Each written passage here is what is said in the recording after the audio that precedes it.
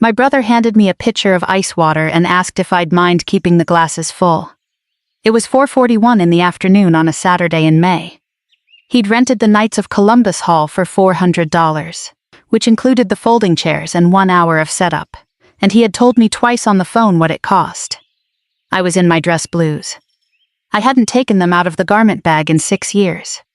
That morning I'd spent 40 minutes on the ribbon rack alone, lining it up with 2 fingers the way you learn to and then never stop doing, in a motel bathroom off the interstate with the fan running, because in a place like that the light switch and the fan are on the same circuit. I looked at the picture, then at him. He was smiling. That's the part I need you to understand. He wasn't being cruel. He was glad to see me. He had said my name in the parking lot like he meant it. I said, sure. You don't argue in a doorway. You take the room, you find the exits, and you wait. That isn't wisdom. That's just what 26 years does to your posture. 90 minutes later, a full bird colonel was going to look at my shoulder and say one word to me, in front of every single person my brother had ever wanted to impress. One word. 5 letters. He wasn't going to raise his voice. He wasn't going to salute. And half that room was going to stop breathing. The other half wouldn't understand what had happened at all.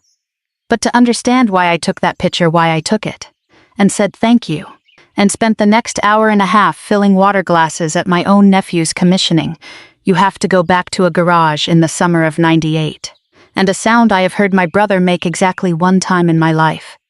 My name is Marla Boyd. I'm 44. I grew up in a town in southern Illinois you have driven past without slowing down, and I have flown Army helicopters for most of my adult life. That's the version I gave people for a long time. It's true. It's also the kind of true that's built to end a conversation. Wade is 3 years older than me. In the summer of '98 he was 19 and he was going into the Army, and he'd been telling people that since he was 15. Our dad had a picture of himself in fatigues on the wall by the phone Germany. Peacetime. Nothing, and Wade grew up under it. He threw himself a going-away party. 40 people in the backyard. Our aunt made a sheet cake with a flag on it. I remember thinking the flag was crooked and that nobody else seemed to care. Then he went to the processing station in St. Louis, and a doctor put a stethoscope on his chest and heard something Wade had been carrying around for 19 years without knowing it was there. A murmur. That's all. A small sound in a heart. The heart works fine. He is 47 years old now, and it has never given him a day of trouble in his life. He came home that afternoon and he went into the garage and he shut the door. I was 16. My room shared a wall with it. I'm not going to tell you he cried. That's not the part. The part is that it didn't sound like crying. It sounded like a man trying very hard not to make a sound and failing at it in short pieces, with long gaps in between. The gaps were worse. He never told anybody why he didn't go. Not once. He let the town come up with its own version, and the town obliged, the way towns do. By Christmas there were 3 or 4 stories going around and not one of them was true, and Wade never corrected a single one. I learned something in that hallway that I didn't have a word for until I was about 40. I learned that some people would rather be lied about than explained. 2 years later I turned 18 and I enlisted. I want to be clear that this was not a statement. I wasn't proving anything to anybody. I had a study book, a job at a gas station, and there was a recruiter's office next to the Ponderosa, and I walked in on a Tuesday because it was air-conditioned. Wade drove me to the bus station. 40 minutes. He didn't say a word the whole way. He had the radio on a station that didn't come in. When we got there, he pulled the parking brake and looked out the windshield at the Greyhound sign, and he said one thing. They take anybody now. Then he got my bag out of the back and set it on the curb and hugged me and drove off. He has never taken it back. In 26 years, he has never mentioned it. I don't think he knows I remember it. I think he'd be surprised, honestly. I think if you asked Wade Boyd about the day his sister left for basic, he'd tell you he drove her, and he'd be proud of that, and that would be the whole story in his head. 4 words. He was 21 and he was hurt and he said 4 words on a curb. I have thought about them at cruise altitude over 3 different countries. Now the mask. Here's the thing I need you to get right, because everybody gets it wrong when I tell this. I never lied to my family. Not once. Not one time in 26 years. I just never corrected them. There's a difference. I've had a long time to think about whether it's a difference that matters. Wade's got an auto parts store off the state route. I stop in when I'm home, which is not often. 13 years ago I was standing at his counter, and a customer, a man I'd known since I was 9, asked me what it was that I did in the army. And Wade answered. He didn't even look up from the register. He said, "She flies the ambulance." Somebody's got to. And the customer laughed, and Wade laughed, and I stood there with my hand on a can of transmission fluid, and I laughed too. He has been doing that for 26 years. Every single time. Somebody asks me a question about my own life, and Wade answers it. He is my translator. He takes what I am and he puts it into a language he can stand, and he hands it to the room, and the room takes it, because Wade is likable and I am not. That's not a complaint. Wade is genuinely likable. He remembers the names of his customers' kids. He will drive out to your place at 9 at night with an alternator and not charge you for the trip. If you asked anybody in that town to describe my brother, they would use the word good. And they would mean it. And they would be right. And I let him do it. Every single time. I told myself it was kindness. I told myself that for 26 years. So let me tell you what I actually do, since nobody in that room ever asked. I started as a 68 whiskey. Combat medic. 4 years in the back of things. Which is where you learn what the back of things is like. And there's no substitute for it and you cannot teach it. Then flight school. Warrant officer track. Which means I'm not an officer the way a lieutenant is an officer. I don't command anybody. I don't want to. If you put me in charge of a battalion, the battalion would be worse off inside of a week. Warrants are technical. We do one thing. We do it for 20 years. My one thing is medevac. Dust off. You call, we come, and it does not matter what is happening. In 2011, the aircraft went into a wadi at night, under a ceiling of about 200 feet, for a 19-year-old with an arterial bleed in his groin. The book says you don't do that. The book is right. The aircraft did it anyway. 11 minutes on station. 4 minutes back to the surgical unit. That kid is a plumber in Ohio now. He has 2 daughters. And every year on the 18th of March he sends me a photograph of them with no message attached. They gave the aircraft a distinguished flying cross for that. I've told this story maybe 6 times in my life. You'll notice I didn't say the word I once. I never have been able to. A flight surgeon asked me about it in 2014, and I couldn't do it then either. She wrote something down. We never talked about it again. My nephew asked me once. He was 12. Thanksgiving. He'd gotten stuck at the end of the table next to me the way kids do, and he looked up and said, "What do you do?" Not what's it like. Not did you ever shoot anybody, which is what the other one always is. Just what do you do? So I told him. The real answer. It took about 4 minutes, and he didn't interrupt once, and at the end he said okay and went back to his role. He is the only person in that family who ever asked me. In 26 years. One person. One time, and he was 12 years old and he had gravy on his chin. I have thought about that Thanksgiving more than I have thought about most of the flying. And then I did something I'd like back. He was getting picked on that year. Something small, the way it is at 12. And I leaned over, and I gave him the only advice I had, which was the advice I had been living on since I was 16 years old outside a garage door. I said, "Keep your head down. Don't make a scene. Let it go." He nodded. He was 12. He believed me. I taught that boy exactly what I knew. That's the thing about passing something down. You don't get to pick which part. This February he called me. I was in a parking lot in Alabama. He said, "Hey," and he said the commissioning date.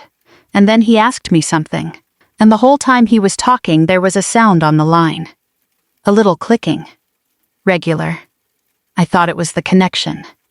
And I said, and I have replayed this. I have replayed it more than the wadi, I said. Let me think about it. Then the call dropped. Southern Alabama. The way it does. I never called him back. I want to be honest about why, because the easy version is that I got busy, and the easy version is a lie. I didn't call him back because I had already decided what Wade would want. I ran the whole thing in my head, Wade's face, the room, the awkwardness, and I made the decision for him, and I made it against myself, and then I filed it. 26 years of practice. I could do it in about 4 seconds by then. Wade called a week later. He was warm. He was completely, genuinely warm, and that's what nobody believes when I tell this part. He said Cole would love it if I came. He said it would mean a lot. He said my name twice. And then on his way off the phone, like he'd only just thought of it. Oh hey, you don't have to wear the the whole get-up. It's not really that kind of thing. I wore it anyway. I have never been able to explain that. Not to him, not to you, not to myself. I've told this story 4 times now and I still don't have an answer for that part. It is the only thing in this entire story that I chose. Everything else, I let happen. I got the garment bag out of the closet and I drove 9 hours and I sat in a motel bathroom with the fan running and I lined up a ribbon rack with 2 fingers. 40 minutes. For a room that was going to hand me a pitcher of water. The hall smelled like burnt coffee and floor wax. They'd taped down a section of the dance floor because a board had come loose sometime in the 90s. And the tape was a different color than the tape under it, which was a different color than the tape under that. There's a wooden board on the east wall with the names of dead members on it. Brass letters. Goes back to 1951. One of the names has been scraped off. Not covered. Not replaced. Somebody took a tool to it. You can still see the outline where the brass sat, and the wood underneath is lighter than the rest of the board, because it never got 60 years of cigarette smoke on it. I asked the bartender about it. He'd been there 11 years. He said he'd asked too, when he started, and the man who'd been there before him didn't know either. Whatever that fellow did, everyone who was angry about it is dead now. The anger outlived the reason and then it outlived the people, and it's still up there on the wall, taking up a space with nothing in it. I looked at that board a lot that night. I filled water glasses for 90 minutes. I want to be precise, because the precision is the only thing that makes it bearable to say out loud. 90 minutes. 2 pitchers. I went back to the kitchen for ice 4 times. Nobody was cruel to me. I have to keep saying that, because I know how this sounds. It was a nice party. People were happy. A woman at table 3 thanked me for the water and touched my arm and called me on. And she meant it kindly. And she was somebody's grandmother. And I said, "You're welcome." I was wearing a distinguished flying cross. She wasn't being rude. She had no reason on earth to think I was anything other than what I appeared to be, which was a woman in a costume holding a pitcher. That's what a uniform is to most people. A costume. They see the shape and they don't read the writing. And there's no reason they should. I have never held that against anybody. The thing about the ribbons is that they are a sentence. The whole rack is a sentence. Anybody in that world can read you across a room in about half a second where you were. When, what happened, how bad. It is the most efficient language I know. There were 4 people in that hall who could read it. 86 who couldn't. And 1 who could have learned any time in the last 26 years, and had made a decision not to. My brother brought me over to a man named Del Rooker about an hour in. Del owns paper on the store. $38,000 of it, due in 60 days. And I didn't know that, yet that night I put it together later, from something Dana said. That whole evening was a sales call in a rented hall, and I was standing too close to see it. Wade put his hand on my shoulder. He does that. It's affectionate. He is an affectionate man. He said, "This is my sister Marla. She flies the ambulance. Somebody's got to." And Del laughed, and the 2 men with him laughed, and Wade laughed, and I said it was nice to meet him. 26 years. Same 8 words. He has said them at Thanksgivings, and at a funeral, and at 1 wedding. and he has never once said them with malice. And I want you to sit with that. Because I have had to. If he hated me, I'd have a word for it. There'd be something to hold on to. Dana found me in the back kitchen around 6. My sister-in-law is a nurse at the clinic out on the highway. 22 years. She is the only person in that family who knows what a 68 whiskey is, and she has never once said so, and I've never asked her to. She leaned against the counter next to me, and neither of us said anything for a while, which is the best thing about Dana. Then she said, "You sleeping?" And I said, "Ceiling's low. It's going to rain." She nodded. She's a nurse. She has been listening to people not answer questions for 22 years, and she knows exactly what it sounds like. And she doesn't chase it. Because chasing it doesn't work, and she found that out a long time ago. She picked at the tape on a bag of ice. Then she said, "I put a chair in the back. By the door. In case you want it. That's all. That's the whole conversation." She went back out. I stood in that kitchen another minute with the fluorescent going, and then I picked up the pitcher. Wade gave a talk before the ceremony. He's good at it. He didn't use notes. He talked about the Boyds, and about service, and about our father, who was in the army in Germany in 1968 and never left Germany, which Wade did not mention. Because Wade does not know. Because our father never told him. Because our father was the same animal my brother is. He talked about his son. And then he got to the part where he was going to be generous about me. And he was. It cost him nothing. Here is the entire sentence. We've got a little military in the family, too. Marla here keeps the buses running. 90 people laughed. I was standing by the coffee urn with a pitcher in my hand, and I laughed as well. That's what you do. If you don't laugh, then you're the one who made it weird. I want to be very clear that I laughed. There was a second, right after, where I could have said something. Not a speech. I have never wanted a speech. Just a sentence. I could have said, actually, "Wade," and stopped right there, and let the rest of it sit in the room and do its own work. That's all it would have taken. 2 words and a name. I have replayed that second more times than I've replayed the 4 words at the bus station.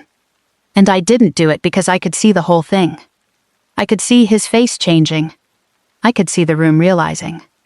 I could see a 56-year-old man in a rented hall he had paid for $400 for, standing in front of everybody he knows, finding out in public. And I was 16 again, on the other side of a garage wall. That's the honest answer. It wasn't dignity. It wasn't restraint. I have been protecting that man from a sound he made in 1998 for my entire adult life, and I have called it a lot of nicer things than that. Cole came and found me maybe 20 minutes before. He was scared.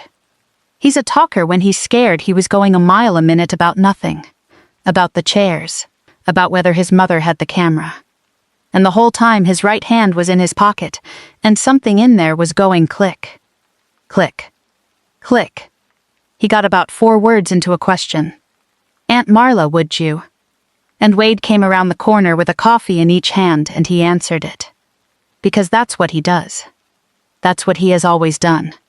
Not her, bud. Have Coach Riley do it. He was in the Marines. And Cole stopped. He looked at his father, and he looked at me, and he stopped. He didn't argue. He didn't say one word. Because when he was 12 years old, I leaned across a Thanksgiving table and taught him not to. I have flown into things that should have killed me. That was the worst 4 seconds of my life. My brother was proud of exactly one thing that night above all the others, and it was not his son. He had gotten a colonel. He told me about it twice. 4 months of phone calls, he said. He'd gone through a guy who knew a guy at the Guard headquarters in Springfield, and he had kept at it. And he had a real full-bird colonel coming to his son's commissioning, in a rented hall, in a town of 4,000 people. He said it the way you'd say you got a table somewhere. He wanted rank in the room. Colonel Aaron Petrosky drove 3 hours to get there. He told me later that he hates these. He says yes to about 1 in 6, and only since his daughter started ROTC, and he'd rather be doing almost anything else with a Saturday. He came in at 7:04, in a raincoat, looking for the men's room.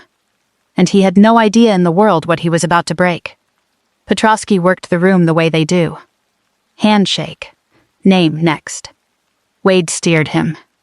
My brother had a hand on that man's elbow the entire time, which you are not supposed to do, and Petrosky let him. Because Petrosky has been to 200 of these, and he knows the fellow with the hand on your elbow paid for the haul. They came down the side, by the coffee urn. And his eye went across me the way it goes across everybody. And stopped. Not on my face. He never looked at my face. On my shoulder. He gave me a nod, about an inch, and he said, "Chief. That's it. That's the whole thing. That's what you've been waiting for." He didn't raise his voice. He didn't come to attention. He didn't say another word to me for 40 minutes. He said the thing you say. It is the single most ordinary courtesy in the United States Army, and a specialist at a gas station outside Fort Campbell would have used the same word in the same tone, and it would have meant nothing at all. And the room came apart. I need to describe this correctly, because it is the only thing in this story I actually care about. 4 people stopped talking. Coach Riley, who did 4 years and got out in '89 and has told everybody about it since, stopped in the middle of a sentence with his mouth still open. A man at table 6 set his cup down without drinking out of it. A woman I didn't know turned all the way around in her chair. And Dana, by the kitchen door, went absolutely still. 86 people kept talking about the sheet cake. For about 4 seconds. That room was split straight down the middle by a line that nobody could see. Half of it had just been told everything. The other half hadn't been told anything at all because nothing had happened. A man in a raincoat said a word to a woman with a pitcher. That's the thing about a language. If you don't have it, you don't hear it go off. My brother was standing 3 feet away and he was still smiling. Then Wade laughed. He thought it was a mistake. That is the part I think about now. He wasn't defending anything. He genuinely believed a colonel had gotten confused, and he was doing the man a favor, the same way he'd carry a battery out to your car. He said, "Oh no, sir, that's just my sister. She flies the..." And Petrosky, who was already half turned toward the podium, who had a 3-hour drive back and wanted a coffee, said with no weight on it whatsoever, "Ma'am, are you on orders? Or are you here as family? It's a scheduling question. That's all it is." He was asking whether I'd been sent. There is a version of that Saturday where I'm standing there in an official capacity, and he needs to know that before he starts, because it changes about 6 things about how the ceremony runs. It's paperwork. He asked me a paperwork question. I said, "Family, sir." My brother never finished the word. I've thought about that a great deal, that he never got to the end of ambulance. 26 years and about 100 repetitions. And the one time it got cut off in the middle, it was by a man who had no idea he was doing it. Petrosky wasn't defending me. He wasn't honoring me. He was making conversation. He does not know to this day. I want that on the record. He drove home. He ate somewhere on the interstate. He has no idea that anything happened in that hall at all. And if you called him up right now, he would not remember me. That is not the sad part. I have turned it over for a long time, and I'm fairly sure it's the whole point. The truth does not need anybody to defend it. It just needs one person in the room who can read. They commissioned my nephew at 7:40. His mother cried. His father cried too. Wade cried. And it was real. And I'm not going to take that away from him. Then they got to the first salute. I don't know how much you know about this one. When a new officer is commissioned, the tradition is that he takes his first salute from somebody he picks himself. Usually an enlisted soldier. Usually somebody who taught him something. And he pays for it with a silver dollar. That's it. That's the whole ceremony. It takes about 11 seconds. And it's the only part of the day that belongs to the lieutenant instead of to the army. Wade had told Coach Riley to do it. Coach Riley was standing there ready. He'd worn his ball cap with the eagle, globe and anchor on it, and he had been ready for about an hour. And Cole looked at him. And then Cole looked at me. I was standing at the back by the coffee urn with a pitcher in my hand. And my nephew, who is 23 years old, and who has never once in his life gone against his father, did not say anything. He just walked across the room. 80-some people watched a brand new second lieutenant walk past a Marine, and past his own father, and stop in front of the woman who had been pouring their water. And he saluted me. I had to put the pitcher down to return it. I don't have anything for that. I've had 6 years and I don't have anything for that. I had to set a pitcher of ice water down on a folding table so that I could bring my hand up. Wade turned away. He didn't watch. I caught it out of my peripheral, and then I couldn't see anything, because you don't look around when you're returning a salute. You look at the man in front of you. And the man in front of me was 12 years old, asking me what I did. He put the silver dollar in my hand. One side of it was worn smooth. Completely smooth. You could not tell what it had ever been. He'd been carrying it in his pocket since February. He asked me in February and I never called him back. And he bought the coin anyway. And he carried it for 3 months through a semester. And a commissioning. And his father telling him no 20 minutes before. He never had a backup. There was no second choice. There was a kid with a coin in his pocket for 91 days, hoping. He was shaking. He got out. I asked you in February. You never called back. I kept anyway. And I understood, standing there with a pitcher at my feet and a coin in my hand, that I had almost missed this. Not because of my brother. Wade didn't do this one. I did this one. I made the decision for everybody, the way I always do, and I made it in about 4 seconds. And I had 26 years of practice at it, and I was wrong. I said the only thing I said all night. Thank you, Lieutenant. Here's what didn't happen. Nobody clapped. There was no music. The room did not rise to its feet, and nobody told my brother what he was, and I did not deliver a line. It was awkward. That's the truth of it. It was about 9 seconds of 100 people not knowing what they had just watched. And then Dana started clapping, because Dana is a nurse and nurses fix rooms. And then everybody clapped, because the boy had been commissioned, and that is what you do at a commissioning. And that was it. They cut the cake. Later on, somebody asked my brother what chief meant. He said, it's like a sergeant. He wasn't lying. I want to be fair to him here, because I've been unfair to him in my head for 1/4 of a century, and it is expensive. He wasn't lying. He didn't know. He has never known. He has had 26 years and the internet and a sister at his own kitchen table, and he has never known. And it isn't because he's stupid. It's because knowing would have cost him something. My brother did not collapse. I know what you were expecting. I know what this kind of story is supposed to do. I've heard people tell it back to me, and they always want the part where he falls apart, and there isn't one, and I've stopped apologizing for that. He did something worse than collapse. He adjusted. By 10 o'clock that night, Wade was telling the story. In his version, he had made sure I was there. In his version, Cole had wanted his aunt, and Wade had made it happen, and he was proud of it, and he told it to Del Rooker with his hand on my shoulder. I was standing right there, and I didn't correct him. I let him have it.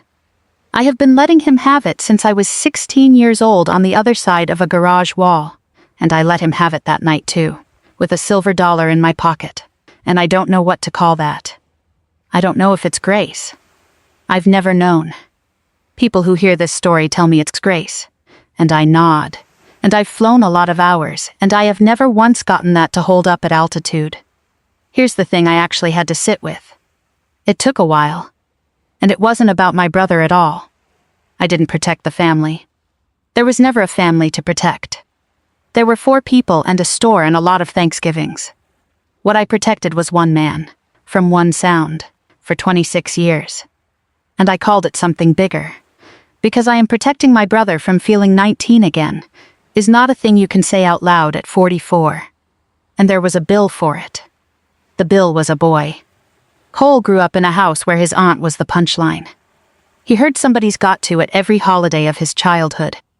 He heard his father put me in a smaller box, over and over, for 11 years, and I sat there and let it happen, and I never once told him it wasn't true. I let a child learn that the person who loved him most was worth less than the person who paid the mortgage. And then, when he was 12 and getting picked on, I leaned over and handed him the same knife.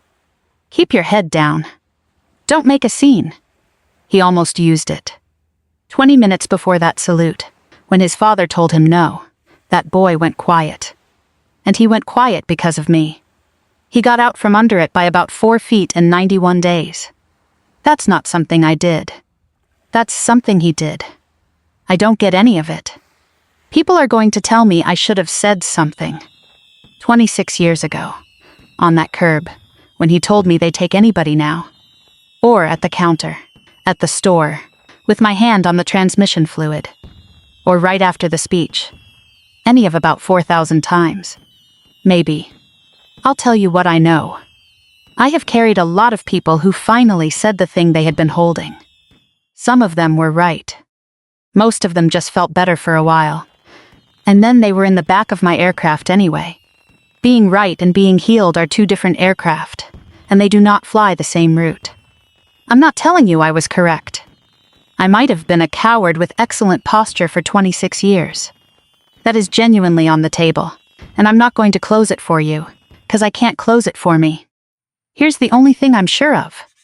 Nobody in my family was ever cruel to me. Not one time. Not once in 44 years. There is no villain in this. There's a man with a small sound in his heart who had a bad afternoon in 1998 and then spent the rest of his life on it. And there's a woman who let him, because the letting was easier than the sound. Cruelty at least means somebody looked at you and decided. This was never that. This was a room I didn't come through in. For 26 years I was a shape holding a picture. I used to think I wanted an apology. I didn't. I've never wanted an apology from my brother, and I'd hand it back if he offered. I wanted a noun. That's all it ever was. 44 years and a distinguished flying cross and 9 hours of driving. And what I actually wanted was for one person in a room to have a word for me and use it. People say the best revenge is living well. That's not it either. I've lived well. I have a good career and a paid-off truck, and I sleep about 4 hours a night. And I have lived extremely well by every number you could put on it, and it did not do one thing for that room. The best revenge, as far as I can tell, is being addressed correctly. One time. By a stranger who does not know he's doing anything at all. It took him half a second. He was looking for the men's room. 3 things stayed with me out of that hall. The first is Dana's chair. She put it by the back door like she said she would, and it was still there at the end of the night, and it was empty. I never sat down. 90 minutes on my feet with a pitcher, and then the salute, and then 2 hours of cake, and there was a chair the whole time with my name on it, in the only way anybody in that building knew how to say my name. And I never once sat in it. I don't know why. I've got a guess. I don't like it. The second is the board on the east wall. I went and stood in front of it before I left. Scraped brass. Lighter wood. 60 years. Whatever that man did. He did it to people who are all dead now. And the anger is still up there taking a slot. And there is nobody left alive who can tell you his name. I stood there about a minute. Then I got my coat. The third is the coin. It's in my pocket right now. It has been in my pocket for 6 years. One side is smooth and the other side you can still read. And that is about the most honest object I have ever owned. I drove 3 hours home that night and I didn't turn the radio on. At 11 o'clock I stopped for gas somewhere outside Effingham, and my phone went off. It was Cole. 1 line. That was the whole message. Dad asked me what chief means. I sat in that lot with the pump running and I read it about 9 times. 26 years. He didn't ask me. He would never ask me. He asked his son, in his own kitchen, at 11 o'clock at night, with the lights off probably, because that is the only way a man like my brother can ask anything. But he asked. I'm not going to tell you he changed. He didn't change. He still says it. I heard him say it at Easter. She flies the ambulance. Somebody's got to, and everybody laughed. And I laughed. But he asked once. At 11 o'clock. In the dark, where nobody could see him do it. I never texted back. I still don't know what to say. 6 years. And I've written it out maybe 40 times and deleted it. And I think part of me is afraid that if I answer it, that will be the last time he ever asks. So I'm leaving it there. Open. With the light on. Thank you for staying with me all the way through this one. 26 years is a long time to be in a room and not be in it. And if you got this far, I suspect you know something about that. So let me ask you. Has anybody in your life ever called you by the right name? Not a nickname. Not on. The actual thing that you are. And did they have any idea what they'd done? And the harder one.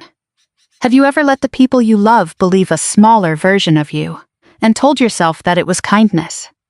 I'd like to hear about it. If somebody ever got it right, put the word chief in the comments and tell me who it was. And tell me where you're watching from, and what time it is where you are. I read those. If this one landed, hit like and subscribe if you want more of them. Take care of yourself. I'll see you on the next one.